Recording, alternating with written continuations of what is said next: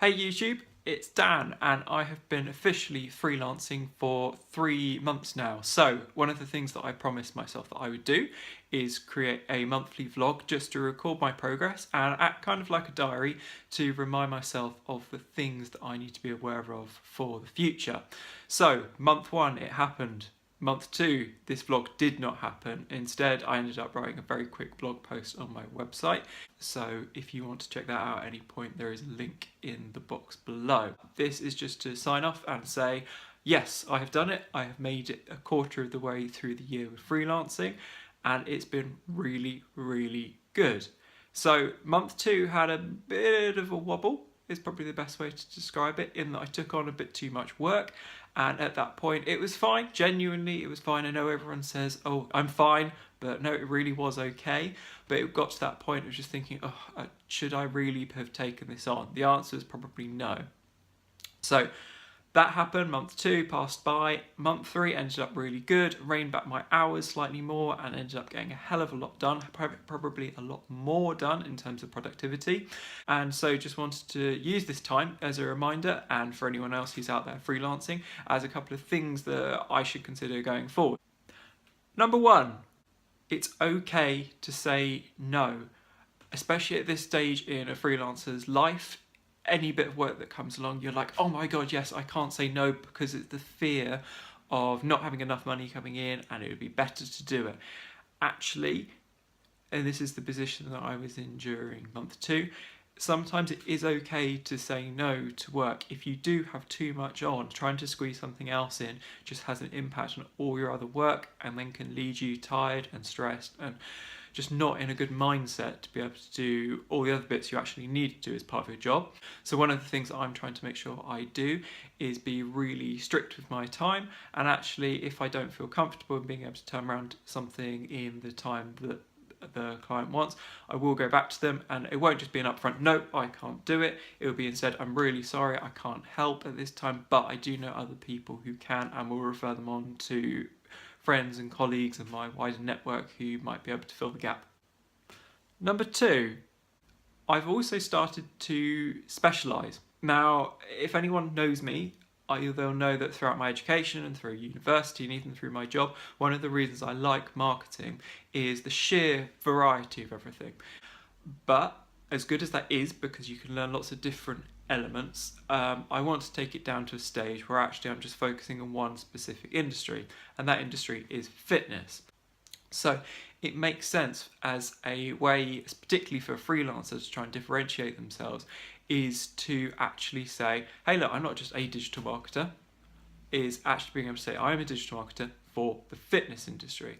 So at the moment I'm working with a number of gyms. I'm working on the new startup fitness company. Once the projects are finished off, I'll have a really nice portfolio specifically targeted at the fitness industry to be able to promote myself for the future.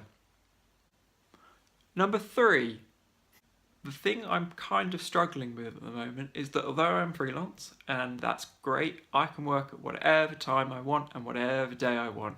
Now that is the pure beauty of being a freelancer. But because I've been in office jobs for the last 7 years, I'm still very much stuck in almost a 9 to 5 mindset. And I do find myself occasionally going, right, I can only have this much time for lunch.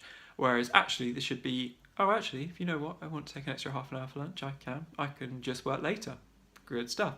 So that's something which is a sort of almost like a miniature goal of mine to try and snap out of. So it's all a bit of a balance, and I'm still learning, but there you go. Number 4.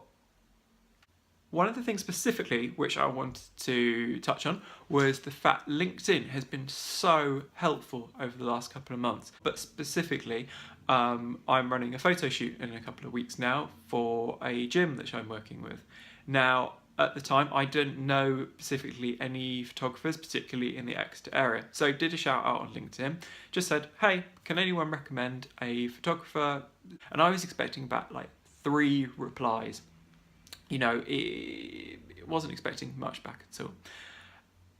Within about the first 10 minutes, I had 3 replies, and within about the first 3 days, I ended up having about 45 responses, all from mainly people recommending other photographers rather than photographers themselves, and ended up spending fair chunk of time going through them, looking at them, and now I've got a fantastic portfolio of photographers that I can call on in the future. And from that, we managed to find a really, really cool guy. He's coming down to the gym to do a photo shoot in the next couple of weeks. Number 5. One of the goals, which if you've seen in my first blog posts about going freelance, is a goal to try and generate a degree of passive income for myself. So I'm not selling all my hours in a given week and getting X in return, because that hits a ceiling, that hits a finite number of hours that you can sell. So there's only so much money that can be made. Instead, I want to try and focus on some passive income projects. Good as those projects are, because they're not immediate, because they don't require that day-to-day attention, it's one of those things which has meant that those passive income projects have kind of always been pushed down to the bottom of the list.